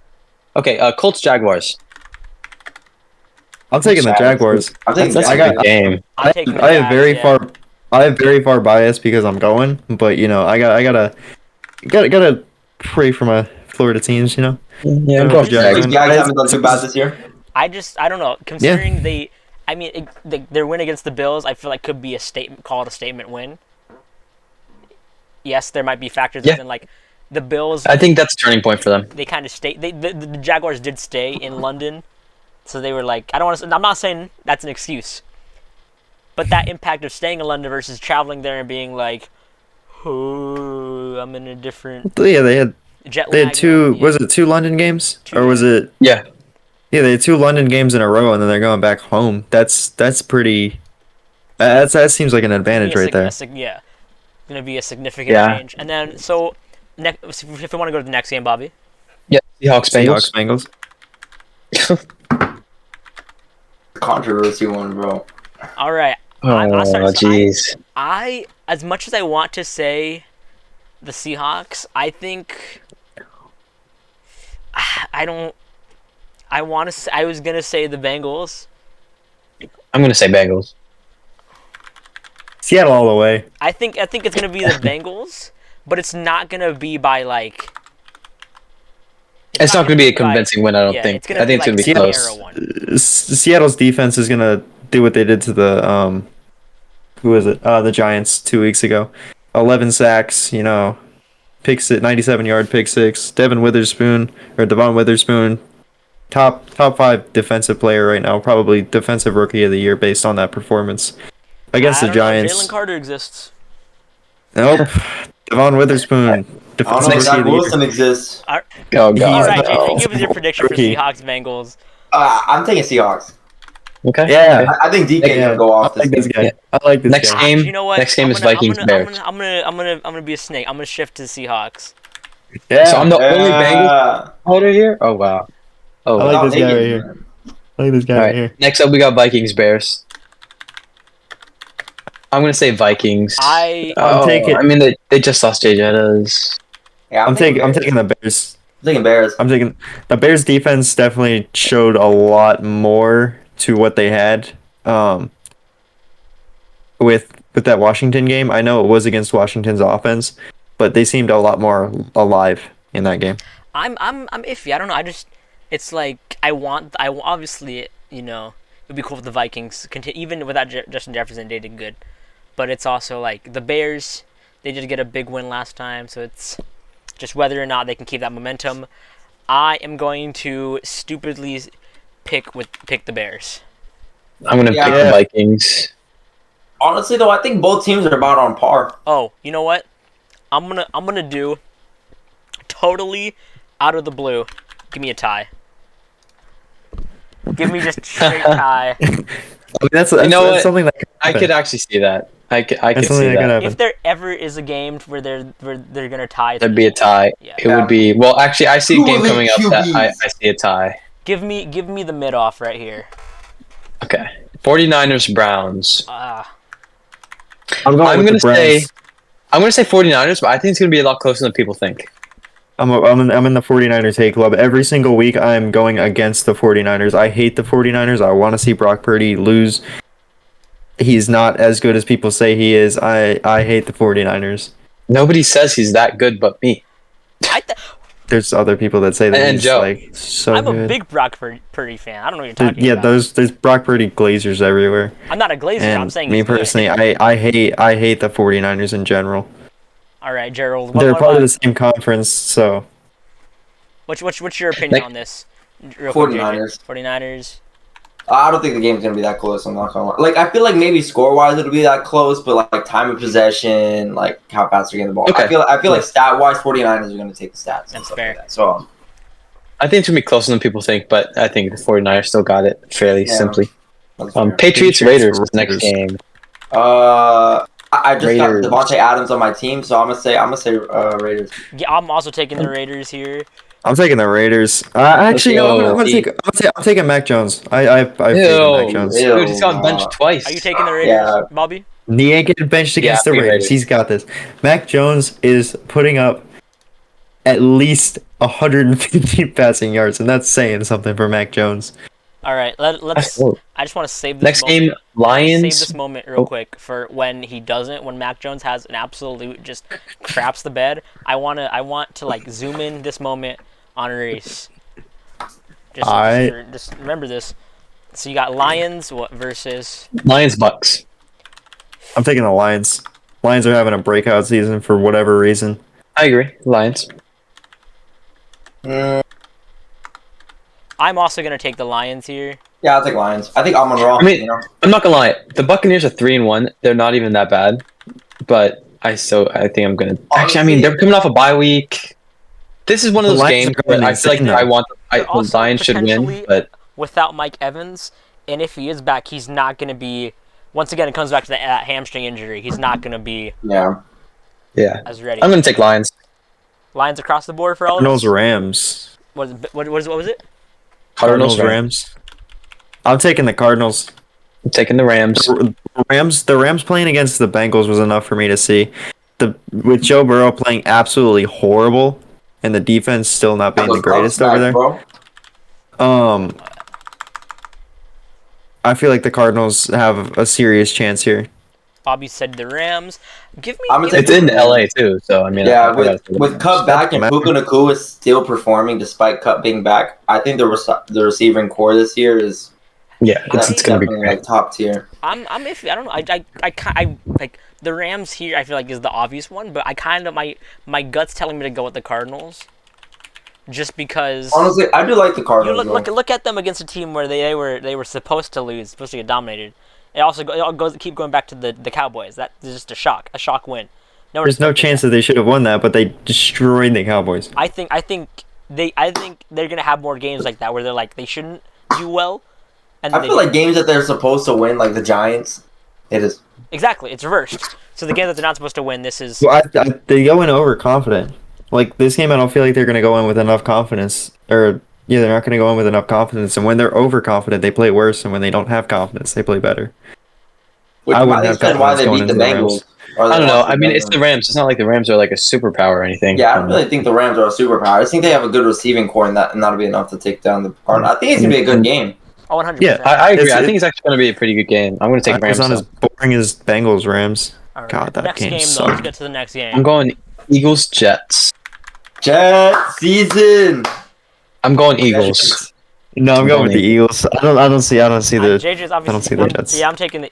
I can see the Jets getting more wins. This is not one of those. I feel like it could be. I feel like it could be a close-ish match. I don't think it's going to be a complete blowout because the Jets have a good defense. The Jets don't have the offense that they need to be able to beat the Sauce Eagles. Gardner, defensive player of the year. No. Player of the year. PI merchant. MVP. PI merchant. Say MVP. MVP, bro. All right, let's Next game, Giants Bills. I'm taking. I'm taking the Bills. Guys. Why are we thinking about this so much? Josh Allen. I don't know why Reese went. Josh Allen is going to have. I don't want to be mean. I think Josh Allen is going to have a field day against the Giants. I'm taking the Giants. Like, this feels like one of those games where like the Bills should so easily win this, but then out of nowhere the Giants are just gonna win. What's gonna happen is And we're all gonna be. He's gonna have a slow start like he normally does, and then after it hits like second quarter, he's gonna be throwing darts and it's gonna have like 4 touchdowns. I don't know why, but I just have a feeling that the Giants are gonna win this game. I have a I'm not feeling right now that the Giants are gonna pull it off somehow. But I'm still gonna say Bills. I'm still gonna say Bills, and we're gonna come back to it. I don't even think it's gonna be due to the Giants playing good. I just think for some reason I have a feeling the Bills are just gonna like completely do horrible. It's gonna be like a really low scoring game. Their defense is very. I'm still gonna say Bills though. Okay, and then I'm still gonna say Giants. the Monday night game, right? This is Monday night. Cowboys and Chargers. Cowboys are 2 Monday night games in a row. Wow. I'm taking Chargers. I'm taking the Chargers. I hate the Cowboys. What? Eckler's back? No. Yeah, he should be. Eckler's back. The only issue is that fractured thumb. That is huge. I don't know. On his non-throwing hand. On his non-throwing hand. So I, mean, don't know if that'll really affect him. It's more just he's not. I think they said he's not able to take snaps under center. Yeah, so don't expect him to rush into the end zone or anything like that. But other than that, still got Keenan Allen, and then with Eckler coming back, the only issue is going to be, honestly, I could see that being a really high scoring game. Definitely. So Bobby, I need your guess. I'm going Cowboys. Cowboys. I'm going Cowboys. Ew. I like the Chargers. Them boys. I like the Chargers, and I don't really like the Cowboys. All right. But I think Eckler coming back isn't going to be a huge impact just because he's not going to be a full snap count. I mean, he's going to be limited for sure. Love it. And I don't know. I just think that, although they got destroyed by the 49ers last week, I still think the Cowboys are a decent team, and I think they could beat the Chargers. That's fair. So you've heard our predictions here. Mm-hmm. We're gonna be updating this weekly with the scores. We're gonna do this is gonna be a weekly thing. So, Yep. I mean that's it for the week. We've gone through most of our topics, if not all of our topics here. We're gonna definitely next week. Let me just a few ideas that I know we're already gonna talk about. Exactly. We're going to do the MLS, once the final day of MLS, the MLS predictions. Yeah. Don't worry, y'all. I'll still be here, just in the background. Not Reese, you got to study up. You're going to be part of that. Watch the games this weekend, my boy. I'm going to have a little spiel about USA results. Hey, we got our first feature! Yeah! Let's go! We're going to do the USA international results, probably look at some other international, some big shocks. Definitely we're going to continue on the reoccurring, the big ones that we've talked about. More players, as they get injured, as they sadly get injured, as more deals happens, more trade happens. Maybe I'll come back with another hands-on activity for you guys, or if someone else wants to prepare that. And then we'll talk about how the Jets beat the Eagles, and then we'll talk about that a little bit. Tough talk. And then even then, if you have any recommendations, anything you want to see, let us know. We're gonna be checking out what people suggest if we get them the suggestions. Anyone else have anything they want to say? Thank you. Anybody else? I guess I'll say something. Hopefully you guys enjoyed. Like Joe said, if you guys have any ideas, just please set us up. We're also going to be starting a TikTok very soon. So for one of the few viewers that we have, if you guys want to go to TikTok, the link will be in the descriptions of all the videos, so you guys could go there, see some clips, promote it, post it on the Snapchat, the Instagrams, whatever you may do. So go check it out. And I think that's going to be it, right? Also, Reese, are we going to be doing Spotify or Apple Music or anything, podcasts on there? Eventually, we'll be moving to those down the line. Okay. Pretty soon. I would say probably around number 4 or 5. Okay. All right. So look for that, guys. I mean, so just pretty much, do we want to do a little just summary of, they know who we are. Do you want to say a summary of what we do for the? I was gonna say what we do in person. We're all full-time students. I more meant what we do for what we do for the channel. I mean, so we have Reese here. Reese does graphic design. Oh, yeah. If we edit most design, yeah. It's Reese. Bobby too. Bobby's gonna be working on some design stuff. I hope be able to get this stuff out to platforms. Yes. Spotify. Recorder. I record and upload. I record and upload. Description. And I'm Mr. Here for the journey. Yes, if you have comments, I'm gonna be reading comments and like that. Yeah. And likewise. Honestly, do I feel like do I organize this? Can I say I'm the organizer? Yeah, you're more of the. I mean, JJ, weren't you the one with the original idea? Yeah, I mean, she came up with the idea, but I organized the day in the document. So that's what. Yeah, I didn't think it actually happened. The day in the doc. That's my. Thing. So honestly, I think my biggest role is gonna be dealing with comments and stuff like that. Probably the actual fan base itself. I mean, I feel like we're all going to be commenting and but I feel like this is going to be that part is I really will be doing. But either way, thank you for watching. We're just here for the vibes. We're just honestly here for the vibes. Here for the journey. None of us do anything really. We're just kind of here, Yeah, except Reese kind of use them sometimes, but it's chill. Yeah. But this has been. Thanks for watching. This has been episode. Great episode too. We Know Ball podcast. My name's Joe. This has been JJ, Bobby, and you're watching Reese down here. If you like this, make sure to basic YouTube stuff. Like, comment, subscribe. If you want to share it around, spread it around. Please share. Share to your coworkers, your mom. I want your mom watching this video right now. Exactly. I'm looking at you. I'm looking right at you. Your mom better be watching this video. Thank you. While you're driving, open up YouTube real quick. No, not while. Do not watch. No, do not. While you're driving. No, do not. While you're driving. Oh, and especially when you're drunk. No, do not. When you're drunk driving. All right. We do not condone. We do not take responsibility for any. NFL players do it all the time, so you can too. No. Okay. Henry Ruggs. Okay, you might want to edit that out. Yes, we're gonna another technical difficulty. Just okay. Marshawn Lynch. But just thank you. Like, comment, subscribe. Appreciate you for watching. Peace out. Until next time.